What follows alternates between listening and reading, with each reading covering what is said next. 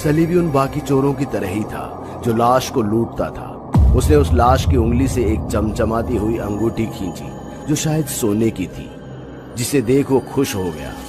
पर अचानक ही चमगादड़ों का झुंड जब उसके सिर के ऊपर से गुजरा तो डर के मारे अंगूठी हाथ से छूट वापस ताबूत में जा गिरी। सली एक पल के लिए ऐसे डर गया था जैसे किसी ने उसे झकझोर दिया हो, लेकिन बिना देर किए उसने ताबूत के नीचे दरार में अपना हाथ ढूंढने लगा। पर अगले ही पल वो अपना हाथ झटकते हुए ऐसे कूदा जैसे उसे सांप ने डस लिया हो। उसकी कपकपाती उंगली से खून रिसने लगा था, जिसके दर्द से वो चीखने लगा। उसकी एक चीख से पूरा कब्रिस्तान दहल उठा और खुद सली भी कांपने लगा। जब उसकी नजर नीचे गई तो ताबूत के अंदर एक चूहा निकला जिसके मुंह में खून लगा हुआ था और उसके दांत में फंसी थी वो अंगूठी।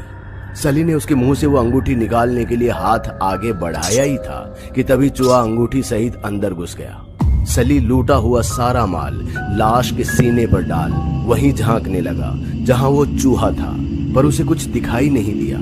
उल्टे उसे कुछ खिसकने की आवाज सुनाई दी। उठकर देखा तो वहां चूहों का ढेर था जो लाश को खींचते हुए सुरंग में ले जा रहे थे। इससे पहले कि सली अपना माल उठाता, लाश पूरी तरह से सुरंग के अंदर जा चुकी थी। अगर कुछ दिख रहा था तो वो उस सेठ के बाल थे जिसे पकड़कर सली ने उसे बाहर खींचने की कोशिश भी की, लेकिन नाकाम रहा क्योंकि नकली बाल उसके हाथ में आ गए और एक झटके में लूटा हुआ माल हाथ से चला गया और पूरे होने वाले उसके सपने भी।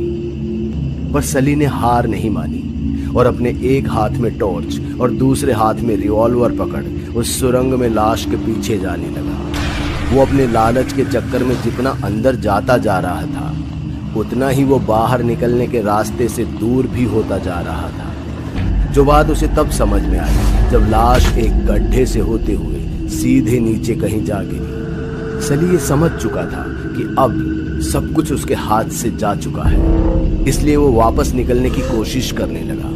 पर अब वो मुड़ भी नहीं सकता था और ना ही उठकर जा सकता था। उसे समझ नहीं आ रहा था कि वो क्या करे।